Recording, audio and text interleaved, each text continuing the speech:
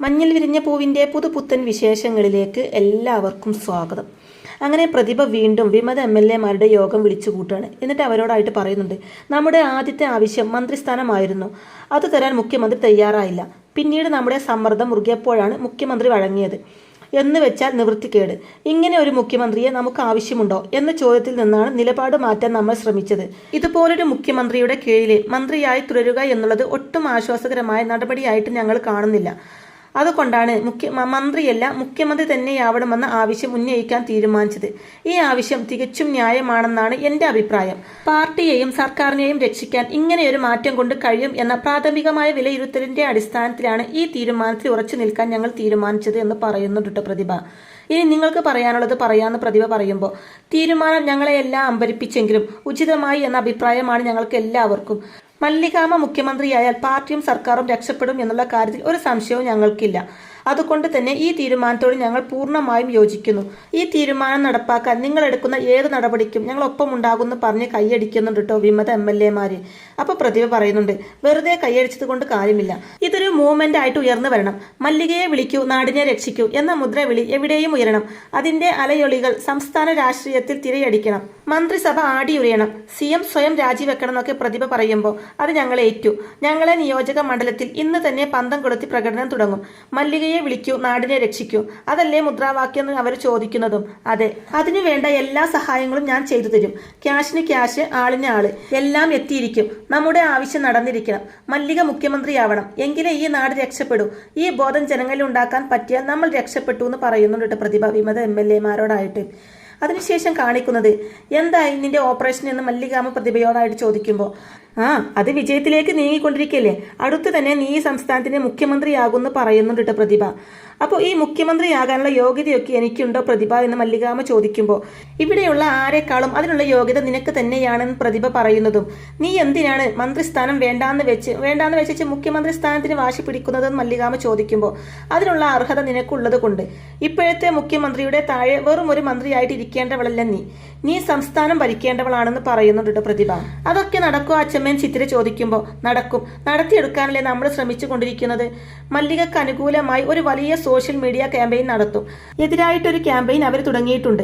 അതിനെ മറികടക്കുന്ന വിധത്തിലായിരിക്കണം നമ്മുടെ ക്യാമ്പയിൻ എന്നൊക്കെ പ്രതിഭ പറയുമ്പോൾ, എന്ന് വെച്ചാൽ അത്ര എളുപ്പത്തിലൊന്നും CM പദവി കിട്ടില്ല എന്ന് ചുരുക്കം എന്ന് നിരഞ്ജന പറയുന്നതും പ്രതിഭ പറയുന്നുണ്ട്, നീരു, ആരും ഒന്നും വെറുതെ എടുത്തു തരില്ല.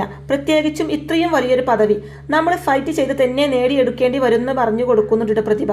അപ്പൊ മല്ലികാമ്മ പറയുന്നുണ്ട്, ഇതൊക്കെ വേണോന്നാണ് എന്റെ ചോദ്യം. യുദ്ധം ചെയ്ത് നേടിയെടുക്കേണ്ട ഒന്നാണോ ഇത്തരം പദവികൾ? ഇതൊക്കെ സ്വാഭാവികമായിട്ടും വന്നു ചേരേണ്ടതല്ലേ എന്നൊക്കെ പറയുമ്പോൾ, സ്വാഭാവികമായിട്ടാണല്ലോ വരുന്നത്. നീ ഇതിനു വേണ്ടി എന്തെങ്കിലും ചെയ്യുന്നുണ്ടോ? ഇല്ലല്ലോ. നീ ഇങ്ങനെ വെറുതെ ഇരിക്കുന്നു. വി ഹാൻഡ് ദ കർട്ടൻ കളിക്കുന്നതും അതിനുവേണ്ടി പ്രവർത്തിക്കുന്നതും ഞാനല്ലേ എന്ന് പ്രതിഭ പറയുമ്പോൾ, ഇത് തന്നെയാണ് അതിന്റെ കുഴപ്പം എന്ന് പതുക്കെ പിറുപിറുക്കുന്നുണ്ട് മല്ലികാമ്മ. തുടർന്ന്, ഇതിൽ അച്ഛമ്മയ്ക്ക് എന്തെങ്കിലും ദുരുദ്ദേശമുണ്ടോ എന്ന് നിരഞ്ജൻ ചോദിക്കുമ്പോൾ, അയ്യോ എന്ത് ദുരുദ്ദേശം, എനിക്കൊരു ദുരുദ്ദേശവുമില്ല. ഇവള് മുഖ്യമന്ത്രിയായി കാണാൻ എനിക്കൊരു മോഹം, അത്രയേ ഉള്ളൂ എന്ന് പറയുന്നുണ്ട് പ്രതിഭ. അപ്പോൾ ക്യാമ്പയിൻ തുടങ്ങിക്കോട്ടെ. ജനപ്രിയ നേതാവ് മല്ലിക മുഖ്യമന്ത്രിയാകുന്നു, എന്ത് പറയുന്നു പ്രതിഭ നിരഞ്ജനയോടും ചിത്രിയോടുമായിട്ട് ചോദിക്കുമ്പോൾ, ഡൺ എന്ന് പറയുന്നുണ്ട് രണ്ടുപേരും ഒരുമിച്ച്. മതി, ഇത് മതി, ബാക്കിയൊക്കെ ഞാൻ ചെയ്തോളാം എന്ന് പറയുന്നുണ്ട് പ്രതിഭ. അതിനുശേഷം കണ്ണയത്ത് ആരോടോ ഫോണിൽ വിളിച്ച് സംസാരിക്കുകയാണ്. ആകെ പ്രശ്നങ്ങളാടോ, അതൊക്കെ നമ്മൾ തരണം ചെയ്യും. തനിക്കറിയാലോ എന്നെ പറ്റി എന്നൊക്കെ വെച്ച് കാച്ചുന്നുണ്ട് കേട്ടോ. അതേസമയം PA അങ്ങോട്ടേക്ക് വരുമ്പോൾ, എങ്ങനെയുണ്ടോ ആ ക്യാമ്പയിൻ? മല്ലികയെ വിളിക്കൂ, നാടിനെ രക്ഷിക്കൂ. അവൾ ആരാ നാട് രക്ഷിക്കാൻ? ദൈവം എന്നൊക്കെ കണ്ണയത്ത് ചോദിക്കുമ്പോൾ, നമ്മൾ എങ്ങനെയൊക്കെ വിമർശിച്ചാലും ഓൺലൈനിൽ കാട്ടുതീ പോലെ പടരുകയ ആ മൂവ്മെന്റ്. മല്ലികയെ മുഖ്യമന്ത്രിയാക്കണം എന്നാണ് ഭൂരിപക്ഷം ആൾക്കാരുടെയും അഭിപ്രായം എന്നൊക്കെ PA പറയുന്നതും. അവർക്ക് അങ്ങനെ പറയാം, അവർക്ക് ആർക്കും ഒരു നഷ്ടവും ഇല്ലല്ലോ. നഷ്ടം മുഴുവൻ എനിക്കല്ലേ എന്ന് കണ്ണയത്ത് ചോദിക്കുമ്പോൾ, വാശി മാറ്റി വെക്കണം സർ, നമ്മൾ അതിനെ എങ്ങനെ മറികടക്കും, അതാണ് ഇപ്പോൾ ചിന്തിക്കേണ്ടതെന്ന് PA പറയുന്നതും. എന്തെങ്കിലും ഒരു രാഷ്ട്രീയ പ്രശ്നം വേറെ സൃഷ്ടിച്ചാലോ, മാധ്യമങ്ങളുടെയും ജനങ്ങളുടെയും ശ്രദ്ധ തിരിക്കാലോ, വല്ല രാഷ്ട്രീയ കൊലപാതകമോ അറസ്റ്റോ അങ്ങനെ എന്തെങ്കിലും എന്നൊക്കെ കണ്ണയത്ത് പറയുന്നതും. അതൊക്കെ റിസ്ക് ആണ് സർ. പഴയ കാലം ഒന്നുമല്ല, എല്ലാവർക്കും നല്ല വിവരമുണ്ട്. ചത്തത് കീചകരെങ്കിൽ കൊന്നത് ഭീമനാണെന്ന് പറയാൻ എല്ലാവർക്കും അറിയാവുന്ന ഒരു കാലത്താണ് നമ്മൾ ഭരണം നടത്തിക്കൊണ്ടിരിക്കുന്നത് ഓർക്കണമെന്ന് ഓർമ്മിപ്പിക്കുന്നുണ്ട് PA കണ്ണയത്തിനെ. അപ്പൊ പിന്നെ എന്ത് ചെയ്യും? ഏതെങ്കിലും PRI ഏജൻസിയെ വിളിച്ചു വരുത്തി മറു ക്യാമ്പയിൻ ആരംഭിച്ചാലോ എന്ന് കണ്ണേത്ത് ചോദിക്കുമ്പോൾ അത് വിജയിക്കുമോ? പ്രത്യേകിച്ചും ജനം മല്ലികയോടൊപ്പം ആയ സ്ഥിതിക്ക് PA പറയുന്നതും എന്നാ പിന്നെ ജനങ്ങളെ കയ്യിലെടുക്കാൻ വല്ല വഴിയും നോക്കിയാലോ എന്ന് ചോദിക്കുന്നുണ്ട് കേട്ടോ കണ്ണയത്ത്. അപ്പോൾ PA പറയുന്നുണ്ട്, ജനങ്ങളെ കയ്യിലെടുക്കാൻ ഒരേ ഒരു വഴി സൗജന്യങ്ങൾ എന്തെങ്കിലും പ്രഖ്യാപിക്കല. അങ്ങനെ ചെയ്താൽ സാമ്പത്തിക നില തകരാറിലാകും. അത് ഗുണത്തേക്കാളേറെ ദോഷം ചെയ്യുമെന്ന് പറയുന്നുണ്ട് PA. പിന്നെ എന്ത് ചെയ്യും? ഇതിന് എങ്ങനെയെങ്കിലും ഒന്ന് രക്ഷപ്പെടേണ്ടതെന്ന് കണ്ണേര് ചോദിക്കുമ്പോൾ മല്ലികയെ കണ്ട് ഒരു ഒത്തുതീർപ്പിന് ശ്രമിക്കലേ ഇനി പോകാൻ വഴിയുള്ളൂ എന്ന് PA പറയുന്നതും കാണുന്നത് കൊണ്ടും സംസാരിക്കുന്നത് കൊണ്ടും എനിക്കൊരു വിരോധവുമില്ല. അവരെ വഴങ്ങോന്നേ അറിയാനുള്ളൂ എന്ന് പറയുന്നുണ്ട് കണ്ണയത്ത്. അതെനിക്കറിയില്ല. ചിലപ്പോൾ മുഖ്യമന്ത്രി പദത്തിന് വേണ്ടി വാശി പിടിച്ചത് നല്ല വകുപ്പ് കിട്ടാൻ വേണ്ടിയാണെങ്കിലോ ആഭ്യന്തരം കൊടുക്കേണ്ടി വന്നാലും അത് കൊടുത്തിട്ട് മുഖ്യമന്ത്രി കസേര ഉറപ്പിച്ച് നിർത്തലാണ് ബുദ്ധി എന്നൊക്കെ PA പറയുന്നുണ്ട് കേട്ടോ. ശരി, ആ വഴിയും നോക്കാം. ഈ അവസ്ഥയിൽ വന്ന് പെട്ടുപോയില്ലേ എന്ന് പറയുന്നുണ്ട് കേട്ടോ കണ്ണയത്ത്. അതിനുശേഷം മല്ലികാമയെ കണ്ട് സംസാരിക്കുകയാണ് കണ്ണയത്ത്. രാഷ്ട്രീയത്തിലെ അധികാരത്തിനും മസിൽ പവറിനുമാണ് സ്ഥാനമെന്നായിരുന്നു ഇത്രയും കാലം ഞാൻ വിശ്വസിച്ചത്. അങ്ങനെയല്ലെന്ന് മല്ലിക ഇപ്പോൾ തെളിയിച്ചു. ജനങ്ങളുടെ പിന്തുണ അതൊന്ന് മാത്രമാണ് പ്രധാനം. അങ്ങനെയൊരു പിന്തുണ എനിക്കില്ലാത്തത് കൊണ്ടും മല്ലികക്കുള്ളത് കൊണ്ടുമാണ് നമ്മൾ ഇവിടെ വെച്ച് കണ്ടതെന്നൊക്കെ പറഞ്ഞ് കണ്ണയത്ത് കാര്യം വളച്ചൊടിക്കുന്നതും. സർ, എന്താ പറയാനുള്ളത് അത് പറയൂ. നമുക്കിടയിൽ ഇങ്ങനെയൊരു മുഖവിലയുടെ ആവശ്യമുണ്ടോ എന്ന് മല്ലികാമ ചോദിക്കുമ്പോൾ അതെ, അതാണ് എനിക്കും ഇഷ്ടം. എന്നാലും ചില സമയത്ത് വാക്കുകൾക്ക് വേണ്ടി നമ്മൾ ബുദ്ധിമുട്ടും. ഒരു തരം ചുറ്റിത്തിരിയൽ. ആ ഒരവസ്ഥയിലാണ് ഞാനിപ്പോൾ എന്ന് പറയുന്നുണ്ട് കണ്ണയത്ത് മല്ലികാമയോടായിട്ട്. ഉണ്ടായിരിക്കുന്ന രാഷ്ട്രീയ സാഹചര്യങ്ങൾ ചേച്ചിക്കറിയാലോ. അതൊന്ന് സോൾവ് ചെയ്യണം. അതെങ്ങനെ ചെയ്യണം എന്നറിയാനാ ഈ കൂടിക്കാഴ്ച എന്ന് PA പറയുമ്പോൾ മനസ്സിലായില്ല എന്ന് മല്ലികാമ പറയുന്നതും കണ്ണയത്ത് പറയുന്നുണ്ട്, നമുക്ക് രണ്ടു പേർക്കും കൂടെ ഗുണമുള്ള കാര്യമാണ് പറയാൻ പോകുന്നത്. ആദ്യം മന്ത്രിസ്ഥാനം വേണമെന്ന് പറഞ്ഞു. തരാമെന്ന് ഞാൻ സമ്മതിച്ചു. ഇഷ്ടമുണ്ടായിട്ടൊന്നുമല്ല, സമ്മർദ്ദം. ഇപ്പോൾ അത് മാറി. മന്ത്രിസ്ഥാനത്തിന് പകരം മുഖ്യമന്ത്രി സ്ഥാനം. അത് ന്യായമാണോ എന്നാണ് ഞങ്ങൾ ചോദിക്കുന്നത് എന്ന് കണ്ണയത്ത് പറയുന്നതും ഒട്ടും ന്യായമല്ല എന്ന് PA പറയുന്നുണ്ട് കേട്ടോ. അപ്പൊ ചോദിക്കും, അങ്ങനെ ചോദിച്ചൂടെ എന്ന്. ചോദിക്കാം, പക്ഷെ അത് ഞാൻ സമ്മതിച്ചു തരണമെന്ന് വാശി പിടിക്കരുത്. അത് നടക്കില്ല. എന്നാലും രാഷ്ട്രീയമായതുകൊണ്ടും ഒരർത്ഥത്തിൽ രാഷ്ട്രീയ കച്ചവടമായതുകൊണ്ടും ചില വിട്ടുവീഴ്ചകളൊക്കെ ചെയ്യാൻ ഞാൻ തയ്യാറാണെന്ന് പറയുന്നുണ്ട് കണ്ണയത്ത്. തുടർന്ന് PA പറയുന്നുണ്ട്, ചേച്ചി മുഖ്യമന്ത്രി സ്ഥാനത്ത് നിന്നുള്ള പിടിവാശി ഉപേക്ഷിക്കണം. പകരം നല്ലൊരു വകുപ്പ് തരാമെന്ന് PAയും. വകുപ്പ് മാത്രമല്ല, ചോദിക്കുന്ന അത്ര പണവും എന്ന് കണ്ണയത്തും പറയുമ്പോൾ ഓ സാർ, അപ്പോൾ എന്നെ വിലക്കെടുക്കാൻ വേണ്ടി വന്നതാണല്ലേ? എത്രയാണ് സർ എനിക്കിട്ടേക്കുന്ന തുക എന്ന് മല്ലികാമ പുച്ഛത്തോടെ ചോദിക്കുമ്പോൾ തുക മല്ലികക്ക് തീരുമാനിക്കാമെന്ന് പറയുന്നുണ്ട് കേട്ടോ കണ്ണയത്ത്. അപ്പോൾ അത് കേട്ട് മല്ലികാമ പറയുന്നുണ്ട്, രാഷ്ട്രീയം ഒരു ബിസിനസ്സാണെന്ന് ഇപ്പോൾ സാർ പറഞ്ഞു. എനിക്ക് അങ്ങനെയല്ല. അത് ജനങ്ങളെ സേവിക്കാനുള്ള ഉപാധി മാത്രമാണ്. അതുകൊണ്ട് ക്യാഷിൻ്റെ കാര്യം കേൾക്കുമ്പോഴേ എനിക്ക് തല കറങ്ങാൻ തുടങ്ങും. അതുകൊണ്ട് അത് പറയണ്ട. ആ ചർച്ചയ്ക്ക് ഞാനില്ല. പിന്നെ മുഖ്യമന്ത്രി പദം അത് വേണ്ടാന്ന് വെക്കണമെന്ന് ഞാൻ മാത്രം തീരുമാനിച്ചാൽ പറ്റില്ല. പ്രതിഭ, അവളാ ഇപ്പോൾ ഇത്തരം കാര്യങ്ങളെല്ലാം കൈകാര്യം ചെയ്യുന്നത്. സർ, ബെറ്റർ അവളെ കാണുന്നതാ. അവൾ പിന്മാറണം എന്ന് പറഞ്ഞാൽ ഞാൻ പിന്മാറാം. അല്ലാതെ തനിച്ച് ഞാനായിട്ടൊരു തീരുമാനം എടുക്കില്ല എന്ന് പറഞ്ഞിട്ട് മല്ലികാമ അവിടെ ഒന്നും പോവുകയാണ് കേട്ടോ ചെയ്യുന്നത്. അതിനുശേഷം കണ്ണയത്ത് വേഗം തന്നെ പ്രതിഭയെ ചെന്ന് കാണുക കേട്ടോ.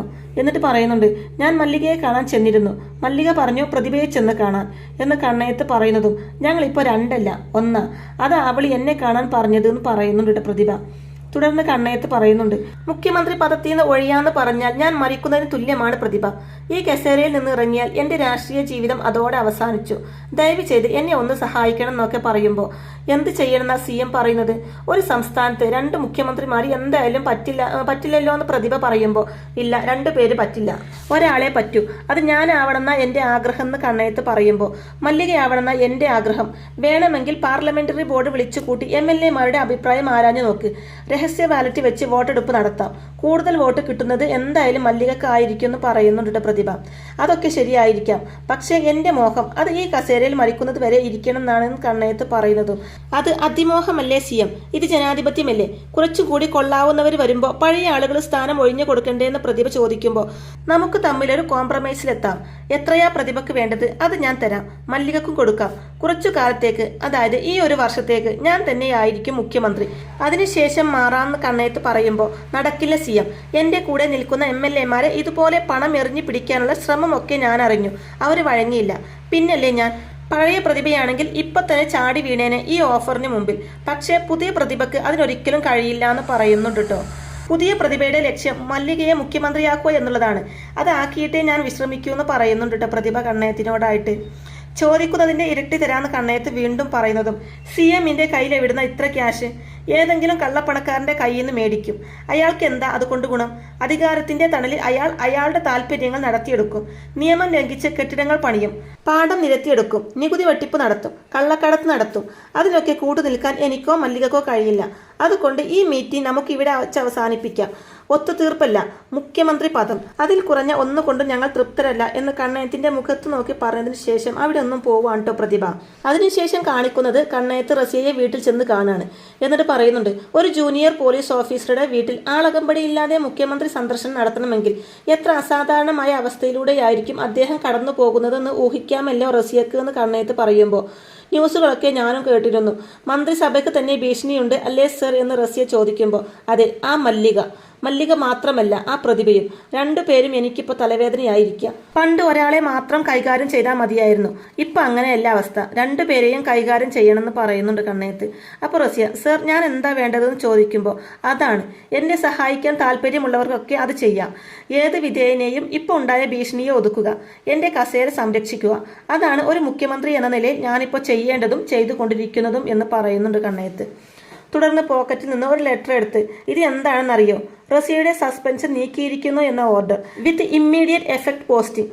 അതെന്തിനാണ് അങ്ങനെ ചെയ്തതെന്നറിയോ? റസിയയുടെ സഹായം എനിക്ക് ആവശ്യമുണ്ട്. എൻ്റെ ശത്രു തന്നെയാണല്ലോ റസിയയുടെയും ശത്രു. മല്ലികയെ എങ്ങനെയെങ്കിലും ഒതുക്കണം. അതിന് റസിയ മുൻകൈ എടുക്കണമെന്ന് പറയുന്നുണ്ട് കണ്ണയത്ത്. ഞാൻ ഏറ്റു സർ. സാർ ഇത് വന്ന് എന്നോട് ആവശ്യപ്പെട്ടിട്ടില്ലെങ്കിലും ഞാൻ ഇത് ചെയ്തേന്. സർ പേടിക്കണ്ട, എന്നെ കൊണ്ടാവുന്നത് എന്തും ഞാൻ ചെയ്തോളാം എന്ന് ഉറപ്പ് കൊടുക്കുന്നുണ്ട് റസിയ. അപ്പോൾ കണ്ണയത്ത് പറയുന്നുണ്ട്, ഒരു കേസ്, അതുണ്ടാക്കുന്ന സെൻസേഷൻ, മുഖ്യമന്ത്രി പദം ചോദിക്കാനുള്ള അർഹത, സ്വയം നഷ്ടപ്പെടുത്തുന്ന തരത്തിലുള്ള രാഷ്ട്രീയ മാധ്യമ പരിണാമങ്ങൾ, അങ്ങനെയൊന്നുണ്ടാവണം. അപ്പോഴേ മല്ലിക പഠിക്കൂ. ജനപിന്തുണ മാത്രമല്ല, രാഷ്ട്രീയമാകുന്ന ചതുരംഗ കളിയിൽ ജയിക്കാൻ ആവശ്യമെന്ന് അവർ തിരിച്ചറിയണം. റസിയക്ക് പറ്റും, റസിയക്കേ പറ്റൂ എന്ന് തീർത്ത് പറയുന്നുണ്ട് കേട്ടോ കണ്ണയത്ത്.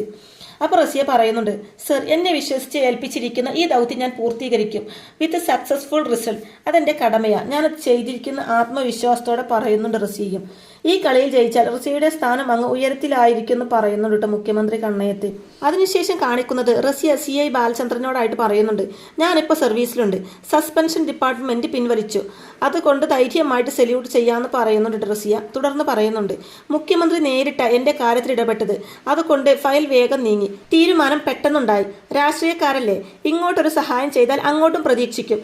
ഞാനും തിരിച്ചൊരു സഹായം കൊടുക്കേണ്ട അവസ്ഥയിലാണ് ഇപ്പോൾ എന്ന് റസിയ പറയുന്നതും, എന്താ മേഡം തിരിച്ചങ്ങോട്ട് ചെയ്ത് കൊടുക്കേണ്ടതെന്ന് ബാലചന്ദ്രൻ ചോദിക്കുമ്പോൾ, ബ്ലോക്ക് ചെയ്യണം മല്ലിക എന്ന ആ അശത്തിനെ ബ്ലോക്ക് ചെയ്യണം. അതിന് പഴയ എന്തെങ്കിലും ഒരു കേസ് കുത്തിപ്പൊക്കി എടുക്കുകയും വേണം, പുതിയ ഏതെങ്കിലും ഒരു കേസ് ഉണ്ടാക്കി കൊടുക്കുകയും വേണം എന്ന് റസിയ പറയുമ്പോൾ, അത് നടക്കുമെന്ന് തോന്നുന്നില്ല മേഡം എന്ന് CI പറയുന്നതും, എന്തുകൊണ്ട് നടക്കില്ല? നമ്മൾ വിചാരിച്ചാലാണോ അതിന് പ്രയാസം? വഴി ഞാൻ കണ്ടെത്തിക്കോളാം, താൻ എൻ്റെ കൂടെ ഒന്ന് നിന്ന് തന്നാൽ മാത്രം മതിയെന്ന് റസിയ പറയുന്നതും, നിൽക്കാൻ പറ്റില്ല മേഡം, നിന്നാൽ തെറിക്കുന്നത് തൊപ്പി മാത്രമല്ല ചിലപ്പോൾ ജീവനും എന്ന് പറയുന്നുണ്ട് CI. അതെന്താ താൻ അങ്ങനെ പറഞ്ഞതെന്ന് റസിയ ചോദിക്കുമ്പോൾ, മല്ലിക മുഖ്യമന്ത്രിയാകും എന്ന ശ്രുതി പരന്നതോടെ നമ്മുടെ ഡിപ്പാർട്ട്മെന്റിന്റെ ഭരണം മല്ലികക്ക് അടുപ്പമുള്ളവർ ഏറ്റെടുത്തു കഴിഞ്ഞു. മല്ലികയെ ഇതുപോലെ എന്തെങ്കിലും കേസിൽ ഉൾപ്പെടുത്താൻ സാധ്യതയുണ്ടെന്ന് അവർ മുൻകൂട്ടി കണ്ടു കഴിഞ്ഞു. അങ്ങനെ ഒരു തീരുമാനം ഉണ്ടായാലും ചെയ്യേണ്ട പ്രതിരോധ നടപടികളും അവർ സ്വീകരിച്ചു കഴിഞ്ഞു. ഒരു ലോ ആൻഡ് ഓർഡർ ഇഷ്യൂവിലും തൽക്കാലം ഇടപെടേണ്ടെന്ന് എനിക്കടുപ്പമുള്ള പോലീസുകാർക്ക് നിർദ്ദേശം വന്നു കഴിഞ്ഞു മേധാവിന്ന്. ഞാനിപ്പോൾ യൂണിഫോമും തൊപ്പിയുമുള്ള ഒരു പോലീസുകാരൻ മാത്രമാണെന്നേ ഉള്ളൂ. വേറെ യാതൊരുവിധ അധികാരങ്ങളും ഇല്ല, ഒരു സ്റ്റേഷനിലെ ചാർജും ഇല്ല. ഞാൻ പറഞ്ഞാൽ ഒരു കീഴുദ്യോഗസ്ഥനും അതനുസരിക്കുകയും ഇല്ല എന്നൊക്കെ CI പറയുമ്പോൾ, ഓ അപ്പോൾ അവർ വളരെ കാൽക്കുലേറ്റ് ആയിട്ടാണല്ലോ നീങ്ങുന്നതെന്ന് റസിയ പറയുമ്പോൾ, അതെ, പ്രതിഭയും കൂടി മല്ലികയുടെ പക്ഷം ചേർന്നതോടെ അവർ ഇരട്ട ശക്തിയായി മാറി. അതിനെ അതിജീവിക്കാൻ കുറച്ച് പ്രയാസമാണ് മേഡം എന്ന് പറയുന്നുണ്ട് കേട്ടോ ബാലചന്ദ്രൻ. അപ്പോൾ ഞാൻ എങ്ങനെ CMനെ തിരിച്ച് സഹായിക്കുന്ന റസിയ ചോദിക്കുന്നതും ബുദ്ധിമുട്ടാണ്. ഇപ്പോൾ നിലവിലുള്ള CMന്റെ കാലാവധി കഴിഞ്ഞു എന്ന് മനസ്സിലാക്ക്. ഇനി വരാൻ പോകുന്നത് മല്ലികയുടെ കാലമാണ്. മനസ്സുകൊണ്ട് ആ കാലത്തെ നേരിടാൻ ഒരുങ്ങുക. നമ്മളത് ഇഷ്ടപ്പെടില്ലെങ്കിലും കൂടി എന്ന് പറയുന്നുണ്ട് കേട്ടോ ബാലചന്ദ്രൻ റസിയയോടായിട്ട്. പിന്നീട് പ്രതിഭ റസിയയെ കാണാൻ വേണ്ടി വരികയാണ്. യൂണിഫോം തിരിച്ചു കിട്ടിയല്ലേ എന്ന് പ്രതിഭ റസിയയോടായിട്ട് ചോദിക്കുന്നതും, എന്താ കിട്ടിയതിൽ നിങ്ങൾക്ക് എന്തെങ്കിലും ബുദ്ധിമുട്ടുണ്ടോ എന്ന് തിരിച്ചു ചോദിക്കുമ്പോൾ, അയ്യോ എനിക്കൊരു ബുദ്ധിമുട്ടുമില്ല, നീ ബുദ്ധിമുട്ടുണ്ടാക്കാൻ ശ്രമിക്കരുത്. നിന്റെ സസ്പെൻഷൻ എന്തുകൊണ്ടാണ് റദ്ദാക്കിയതെന്ന് എനിക്കറിയാം. സഹായിച്ച യജമാനനോട് നന്ദി കാണിക്കാൻ ശ്രമിച്ചാൽ ഇനി സസ്പെൻഷൻ ആയിരിക്കില്ല, ഡിസ്മിസൽ ആയിരിക്കും. അറിയാലോ, മല്ലിക മുഖ്യമന്ത്രിയാകാൻ പോവുക, ആഭ്യന്തര വകുപ്പ് മുഖ്യമന്ത്രി ആയിരിക്കും ഭരിക്കുന്നത്. വെറുതെ പ്രശ്നങ്ങൾ വരരുതെന്നൊക്കെ പ്രതിഭ പറയുമ്പോൾ, ഞാൻ എന്ത് ചെയ്യണമെന്ന് തീരുമാനിക്കുന്നത് ഞാനാ, എനിക്ക് ആരുടെയും ഉപദേശം വേണ്ടാന്ന് റസിയ പറയുന്നതും, ഉപദേശിച്ചതൊന്നുമല്ല, ഉപദേശിച്ച് നന്നാക്കാൻ കഴിയുന്നവളല്ല നീ എന്ന് എനിക്ക് നന്നായിട്ടറിയാം. ഇതൊരു മുന്നറിയിപ്പാ. നിയുക്ത മുഖ്യമന്ത്രിയുടെ വഴി മുടക്കാൻ വരരുത് എന്ന താക്കീത് എന്ന് പറയുന്നുണ്ട് പ്രതിഭ.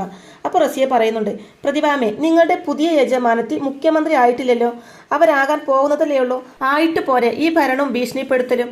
തടസ്സങ്ങൾ ഒരുപാട് വരും. അത്ര പെട്ടെന്ന് കയറി മുഖ്യമന്ത്രി കസേരയിൽ ഇരിക്കാമെന്ന് ആരും വിചാരിക്കേണ്ടെന്ന് പറയുന്നുണ്ട് റസിയ. അപ്പോൾ പ്രതിഭ പറയുന്നുണ്ട്, വരാനിടയുള്ള തടസ്സങ്ങളെ മുൻകൂട്ടി കണ്ടുകൊണ്ട് ഓരോന്നോരോന്നായി ഞങ്ങൾ നീക്കിക്കൊണ്ടിരിക്കുക.